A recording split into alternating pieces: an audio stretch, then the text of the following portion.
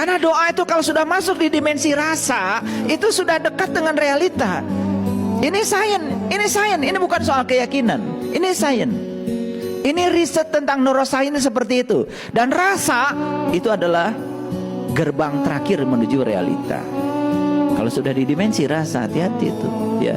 Sedikit lagi bergeser ke realita. Ini bisa paham nggak maksud saya? Oke, baik kalau gitu. Kenapa kita disuruh berumah tangga? Itu pertanyaan kan? Karena rumah tangga ini adalah latihan awal, belajar memahami dan menghargai perbedaan. Di situ kita pertama kali kita belajar. Ini ada rumusnya, harus tahu. Kasih tahu anak-anak kita. Masa pacaran yang namanya asmarandana itu masa menghayal. Dan masing-masing pribadi sedang melihat kepalsuan masing-masing. Yang perempuan sedang melihat kepalsuan laki-lakinya, yang laki-laki sedang melihat kepalsuan wanitanya. Di masa asmarandana yang sedang dilihat oleh masing-masing adalah kepalsuan. Makanya indah, palsu dua-duanya. Begitu selesai asmarandana, masuk fase yang sebenarnya namanya gambuh. Di situ saling melihat aslinya. Makanya begitu sudah nikah, baru ada keluhan. Saya baru tahu, ternyata pasangan saya sifatnya beda banget dengan saya. Ayo, akui secara jujur. Kalian dengan pasangan beda banget. Bukan beda, pakai banget. Jadi pasangan itu kan namanya juga pasangan. Pasangan itu beda. Makanya siapa yang berhasil memahami dan menghargai perbedaan di level kecil yang bernama rumah tangga, ini akan menjadi modal besar ketika dia keluar dari rumah.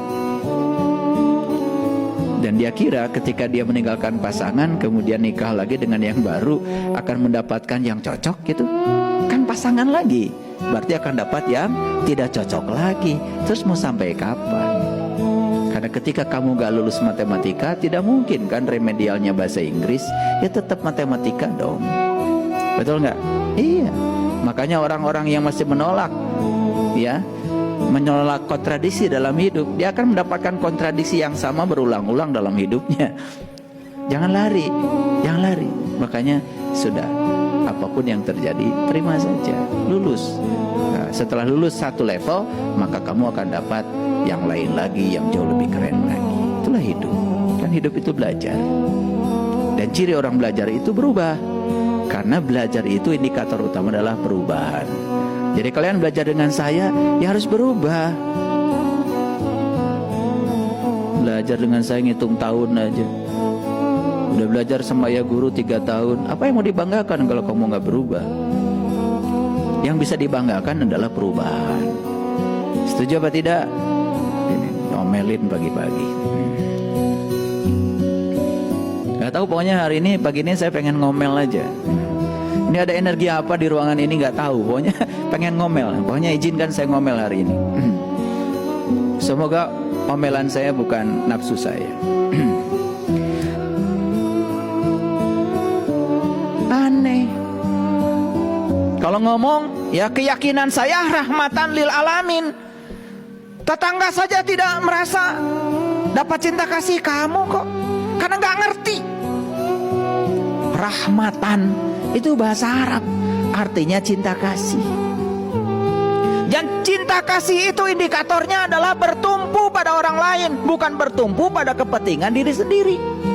Kalau Anda rahmatan lil alamin, ayo tunjukkan Anda itu menjadi pelindung yang aman bagi setiap orang yang bertemu dengan Anda. Bukan orang lain justru merasa terancam dengan kehadiran Anda, terancam dengan keyakinan Anda, terancam dengan kebodohan Anda, terancam dengan kebutaan Anda. Itu kan berbahaya. Jadi inilah pentingnya moderasi beragama di Indonesia. Perhatikan saya, moderasi itu dari kata moderator. Moderator itu penengah. Makanya kalau ada diskusi harus ada moderator supaya diskusinya teratur. Moderasi berarti titik tengah. Nah, kata moderasi ini dari bahasa Inggris, tetapi kata moderasi ada dalam Quran. Ini bahasa Quran, moderasi itu. Bahasa Qurannya adalah wasit, wasato, wasit, wasaton. Makanya aku ciptakan kamu menjadi umat pertengahan.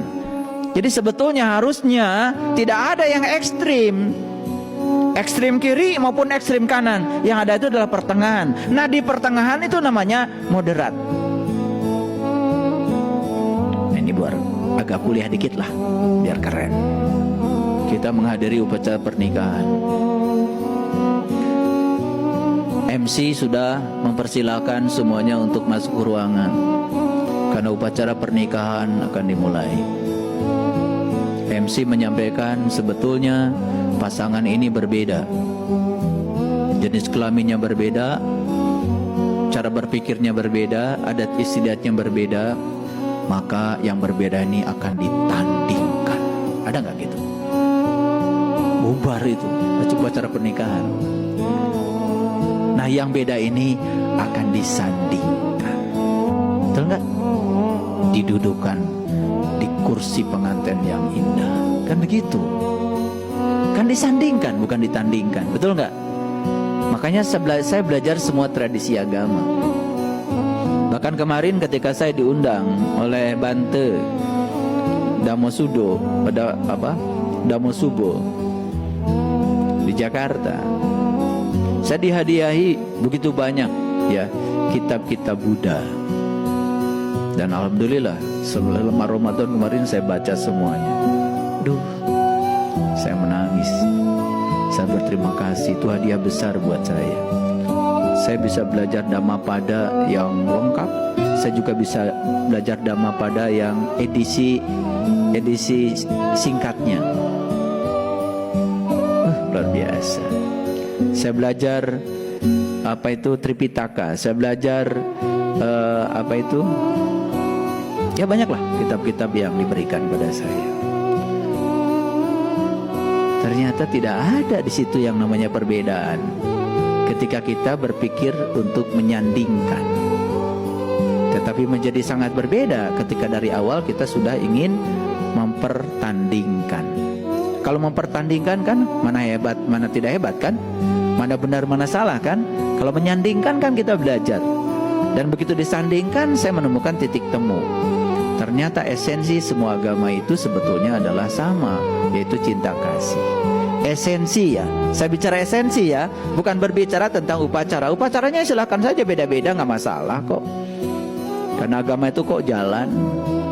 Kitab suci itu petunjuk jalan. Guru-guru suci itu penuntun jalan. Yang penting Anda punya jalan dan tekun di jalan Anda. Dan yang kedua, Anda bisa membaca petunjuk jalan Anda supaya Anda tidak sesat jalan, kan gitu saja. Maka disinilah perlu guru yang bisa menuntun jalan. Ada jalan, ada petunjuk jalan, ada penuntun jalan. Cukup? Nggak cukup, harus punya kendaraannya. Kalau sudah ketemu jalan, ketemu petunjuk jalan, ketemu penuntun jalan, satu lagi, Anda punya kendaraannya. Kendaraannya harus hebat, kendaraannya harus kuat. Mana kendaraan? Ya tubuh Anda. Siapa kalau begitu supirnya? Pikiran Anda. Siapa penumpangnya? Jiwa Anda. Kadang-kadang merasa jalan kita paling hebat, lalu nyalahin jalan orang. Ya orang yang sibuk mikirin jalan orang, kan dia nggak jalan-jalan. Orang udah pergi kemana, dia masih di situ-situ saja. Betul nggak? Iya. Paham maksud saya? Nah, yang akan sampai di rumah kita yang tekun. Yang tekun. Yang nggak mikirin jalan orang lain, yang tidak merasa paling benar jalannya. Makanya agama yang paling baik adalah agama yang mengantarkan pemeluknya lebih baik. Itu jawaban yang sangat bijaksana. Paham maksud saya? Oke. Baik ya.